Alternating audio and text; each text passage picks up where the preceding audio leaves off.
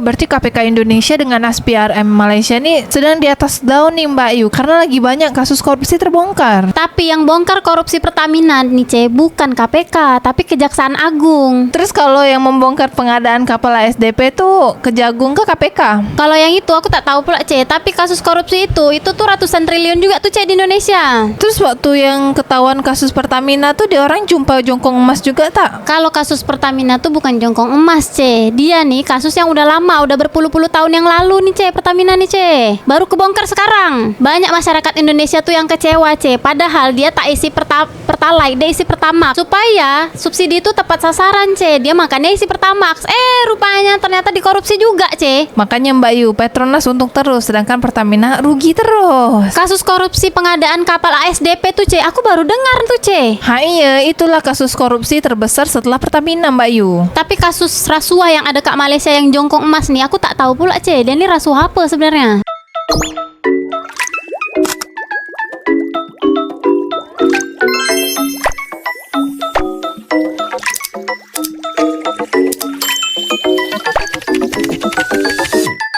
SPRM rampas uang tunai 170 juta ringgit, jongkong emas 7 juta ringgit.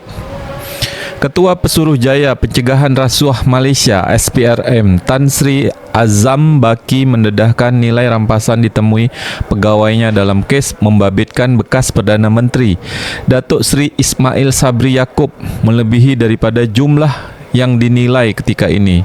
Lapor wartawan Sinar Harian Ahmad Ramli.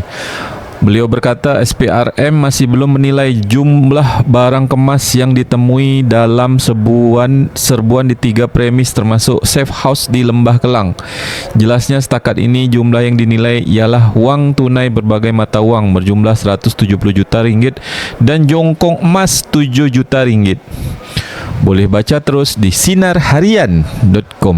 Jongkong emas ni apa Mbak Yu? Terus SPRM ni apa benda Mbak Yu? Jongkong emas tuh sebenarnya bentuknya macam emas batangan Ce, tapi bentuk dia kecil, macam tempat perhiasan gitulah. Terus SPRM tu apa? Kalau Kak Indonesia, KPK Ce, Komisi Pemberantasan Korupsi. Kalau Kak Malaysia namanya SPRM, Pesuruhjaya Pencegahan Rasuah Malaysia Ce. Oh, berarti KPK Indonesia dengan SPRM Malaysia ni sedang di atas daun nih Mbak Yu, karena lagi banyak kasus korupsi terbongkar. Tapi yang bongkar korupsi Pertamina nih Ce, bukan KPK, tapi Kejaksaan Agung. Terus kalau yang membongkar pengadaan kapal ASDP tuh Kejagung ke KPK? Kalau yang itu aku tak tahu pula Ce, tapi kasus korupsi itu tuh ratusan triliun juga tuh Ce di Indonesia. Terus waktu yang ketahuan kasus Pertamina tuh dia orang jumpa jongkong emas juga tak? Kalau kasus Pertamina tuh bukan jongkong emas Ce, dia nih kasus yang udah lama, udah berpuluh-puluh tahun yang lalu nih Ce, Pertamina nih Ce, baru kebongkar sekarang. Banyak masyarakat Indonesia tuh yang kecewa Ce, padahal dia tak isi Pertalite, dia isi Pertamax supaya subsidi itu tepat sasaran Ce, dia makanya isi Pertamax.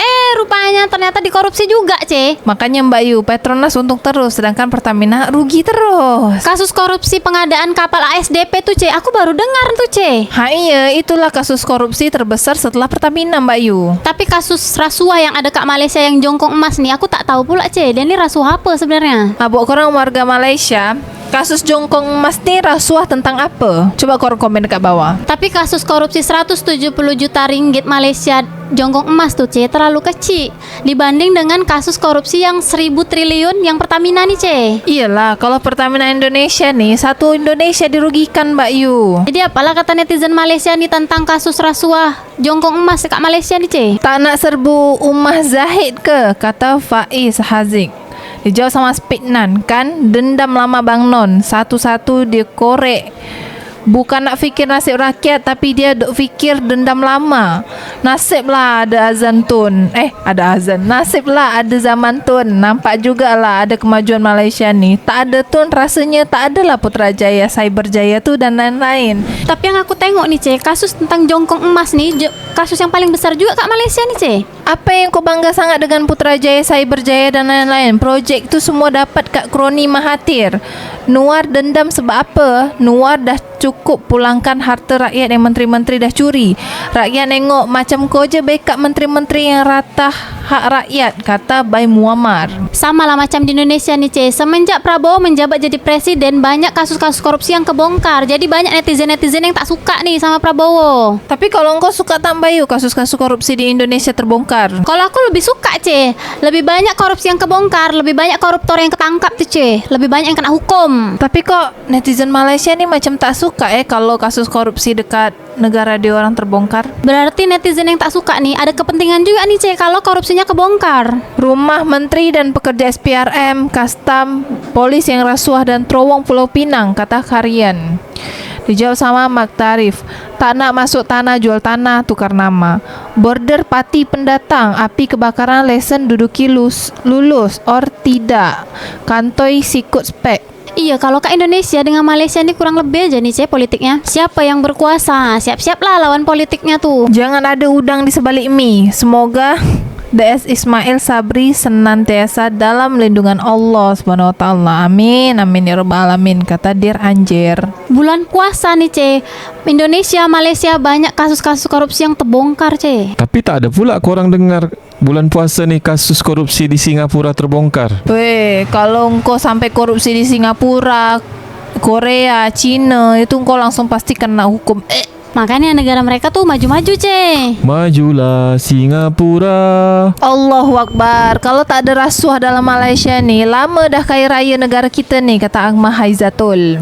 Sama lah macam kita ke Indonesia nih. Kalau di Indonesia nih tak ada korupsi, Indonesia nih dah kaya raya dah. Yang Azam Baki tu, berapa banyak aset dia ada? Dia tu sendiri pun macam dewa. Dah dari berapa kerajaan dia tetap masih kepala SPRM. Siasatlah Azam Baki tu sekali, kata Fazrin. Oh, kepala SPRM nih berarti kepala KPK nih Ce. Kalau kepala KPK di Indonesia ada banyak ganti dah. Faham-faham je lah, hanya karena duit dan jolok dia sikit dalam parlimen, terus dia dendam, kata Duan Nizaki.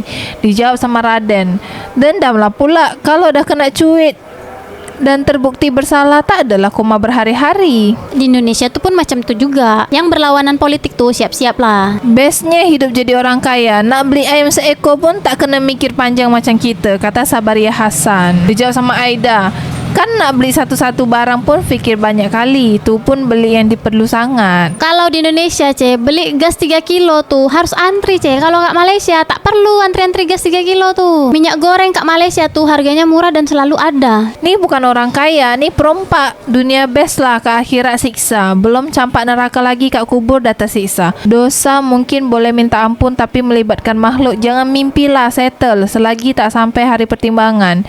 Maka nikmat Tuhan manakah yang kamu dustakan? Tak apa puan, semoga murah rezeki, insya-Allah ada rezeki boleh beli ayam, kata Takiu. Kalau kat Malaysia nih kasus rasuahnya atau kasus korupsinya lucu ya Ce, namanya jongkong emas.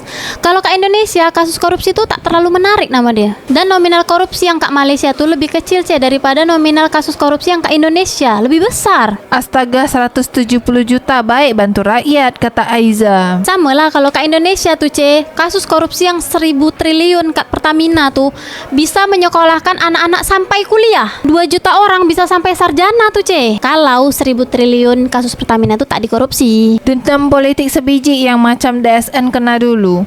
Benda yang sama je lepas ni. Najib turun terus kena, Muhyiddin turun terus kena, Ismail turun terus kena. Lepas ni Anwar turun dah tak jadi PM, confirm kena siasat dengan SPRM juga. Siapa-siapa yang jadi bekas Perdana Menteri confirm kena, kata Kahfi. Iyalah, kalau dah tak berkuasa pasti harus siap-siap dan berjaga-jaga. Di Indonesia pun kalau dah tak berkuasa pun siap-siap aja. Hanya Anwar yang berani berucap kejar perasuah hingga hujung lubang cacing. Pastinya letak diri target bagi musuh-musuh beliau. Hanya yang bersih berani berucap demikian kerana tahu akan kejujuran diri sendiri dari kesan pendirian beliau, kata pelit alit. Sama Kak, Indonesia tuh kalau Prabowo juga kayak gitu. Makanya kasus-kasus korupsi itu udah banyak kebongkar sama Prabowo. Walaupun ramai tersakiti dan cakap dendam politik, padahal anak buah buat kerja tak clean. Beli rumah banglo 27 juta cash. Anak Tun M pun tak ada buat macam tu, kata Nurul Bainon. Selagi berkuasa, sikat aja lah. Kalau dah tak berkuasa, jaga-jaga. Antara ekonomi orang Melayu yang kena lagi, Melayu juga yang serbu. Asal tak sokong Madanon je, kenalah nanti. Cara lapuk. Tapi dengar kata Zahid dengan Nuar tiba-tiba kayak dah gila.